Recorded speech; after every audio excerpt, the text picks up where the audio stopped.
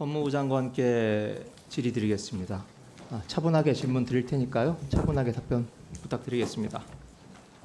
이동관 방통위부자 방통위원장 후보자 청문회가 얼마 전에 있었는데요. 두 개의 쟁점이 있었습니다. 하나가 아들 학폭 문제고 방송 장악이 두 번째입니다. 두 개가 제일 큰 쟁점이었다는 것은 장관님도 동의하시죠? 저도 청문회를 잘 봤습니다. 네. 이 방통 후보자 검증도 그렇다면 검증도 이 두 가지 문제에 집중을 했어야 된다라고 생각을 합니다. 그런데 실제로 그렇게 이루어졌는지 좀이 아니라 많이 의문이 듭니다. 첫 번째 학폭 문제입니다.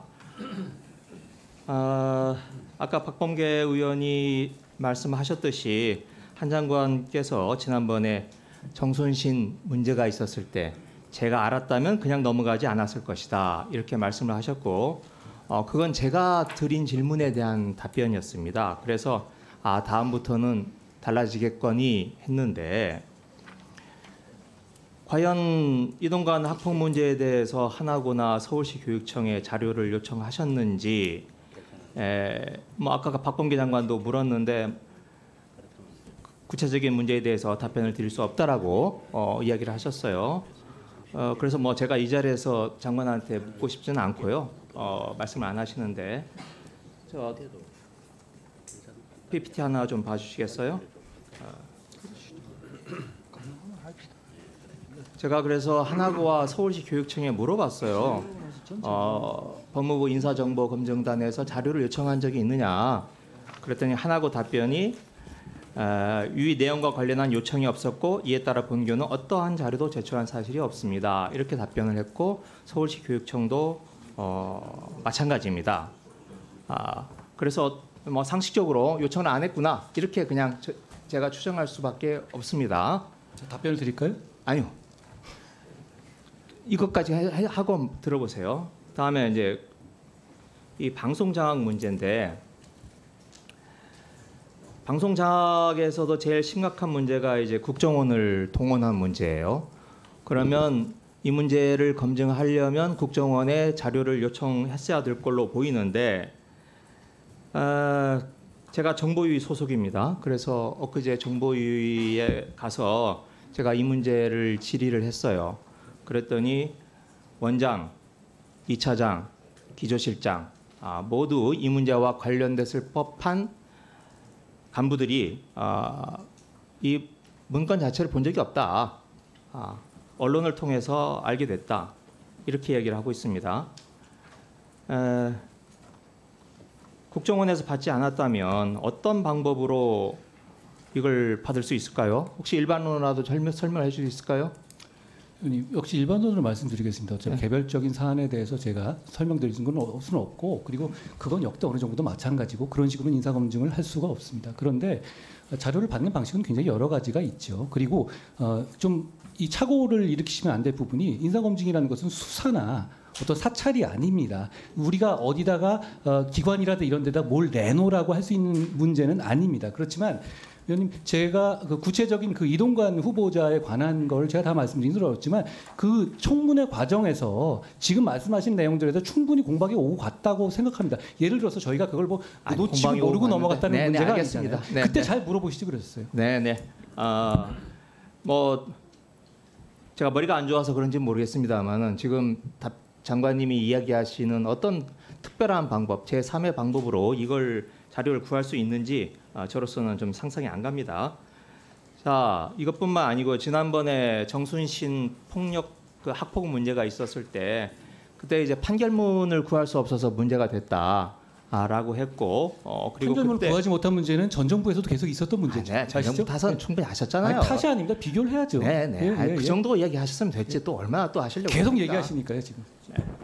이 정부에 대해서 얘기를 하고 있는 거죠. 자, 그랬더니 말씀하시기를 법원의 협조를 통해서 판결문을 검색하는 시스템을 확보해 보겠다. 그런 취지로 답변을 하셨어요. 지난번 질문 답변에서 법원하고 대통령실에서 어떤 협의가 있었다는 말씀이 나왔었죠. 네네. 예. 그래서 그런데 그 협의의 내용이라고 하는 게 다음 한번 봐주실래요? 다음. 네. 우리 행정처장님께서 잘 아시죠? 네, 그 협의의 내용이라고 하는 게 대통령실에 있는 행정관이 기획총괄심의관에게 전화를 한 통화해서 판결문 제공해 줄 수 있느냐라고 했더니 기획총괄심의관이 정보 주체의 동의가 없는 한 법률이 정하는 범위를 넘어서 할 수 없다. 이런 취지의 답변을 했죠. 행처장님 맞죠? 네, 네, 그리고 그 이후로 이와 관련돼서 추가적인 통화나 협조 요청이 있었습니까?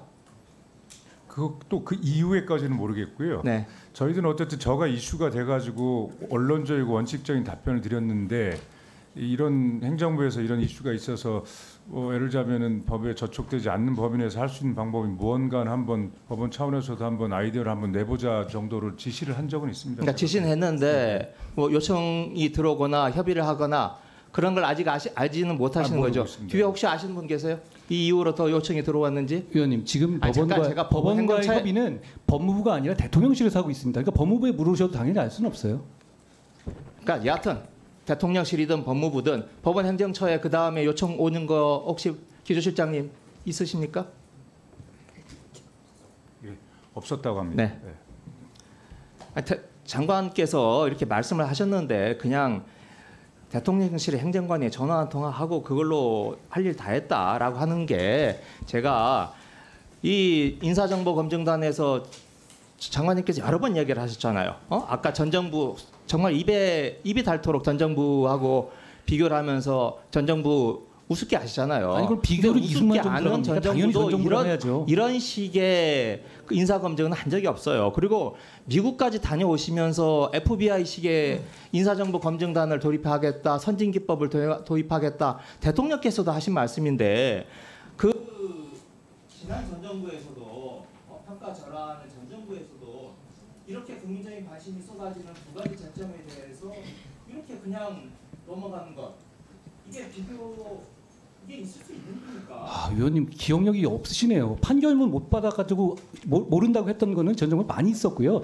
제가 비교를 하는 이유는 이겁니다. 아니 그럼 당연히 행정이라든가 이런 거가 형상되고 아닌 여부를 그러면 지난 정부랑 비교하지 그 전 정부랑 비교합니까?